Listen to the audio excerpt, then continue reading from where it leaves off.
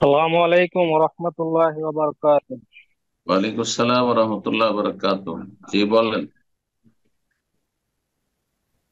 সাহেব, আমি বর্তমানে উড়িষ্যাতে আছি। আমার বাড়ি মুর্শিদাবাদ।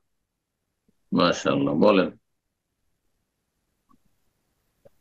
সাহেব, আমরা রাজমিস্ত্রির কাজ করি। আচ্ছা। তো আমাদের আসরের আসরের সালাদটা একটু অসুবিধা হয়ে যায়, কোনো কোনো সময়, সব সময় না। তো সূর্য যখন ডুবে যায় না? বড়দিন থাকে তখন তো ছটা। শুধু লেট হয় আমার না কথাটা সূর্য ডুবে পুরোটা যায়? শুনুন আগে।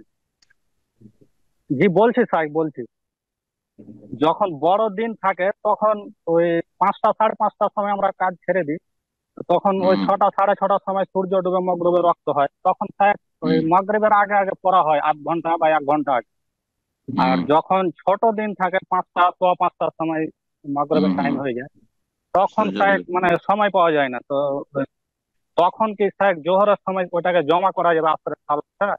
তোমার কেন করবেন? কাজের কাজের সময় ওই 5 মিনিট নামাজ পড়ার জন্য টাইম দিবেন না? সিগারেট খেতে দিচ্ছে, বিড়ি খেতে দিচ্ছে মানুষকে, হ্যাঁ। রেস্ট করতে দেয় না রাজমিস্ত্রিকে?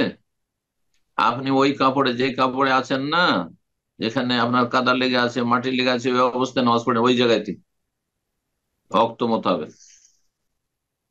এটা তো একদিনের ব্যাপার না যে জমা করে নেবেন, আপনি ডেইলির ব্যাপার, ডেইলি কাজ করছেন। সুতরাং শীতকালে ধরেন প্রায় 4-5 মাস এরকমই করবেন, মোটেই জায়েজ নাই। আর সূর্য ডুবিয়ে দিয়ে নামাজ পড়া এটা হারাম। অনেক আইম্মা কেরামদের নিকটে এই নামাজ কবুলই হবে না, রিজেক্টেড। ইবনে তাইমিয়া রাহিমাহুল্লাহর মতে এটি, সূর্য ডুবে গেল, টাইম পার হয়ে গেল, কুফরি হয়ে গেল, আর এই নামাজ কবুলই হবে না, জায়গা শেষ। হ্যাঁ, জায়গা শেষ। জি, কথা বুঝতে পারছেন? যেমন কোরবানির দিনগুলি শেষ, কোরবানি শেষ, আর কোরবানি নেই। আর ওই জিলহজের পরে আর কোরবানি করলে যেমন কোরবানি হবে না, ঠিক তেমনি সূর্য ডোবার পরে আসর পড়লে আর ওই নামাজ কবুল হবে না, সূর্য ওঠার পরে ফজর পড়লে আর কবুল হবে না। জি। সুতরাং আপনি বেনামাজি বলে আল্লাহর কাছে গণ্য হবে না, সাবধান। আর এক এক দিনের ব্যাপার হলে সেটা জোহরের সাথে জমা করা যায়, কিন্তু এইভাবে তো আল্লাহ তো 5 ওয়াক্ত 5 বার ফরজ করেছেন না। আপনি কাদা মাটি যা আছে ওই নিয়ে, হ্যাঁ, একবার কিবলা মুখে হবেন ওইখানেই।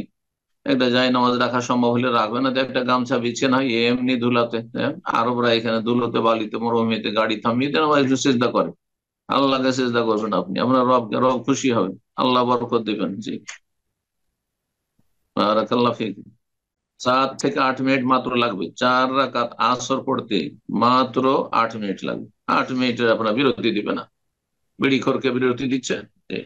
অবশ্যই ভাবে নামাজ পড়বেন।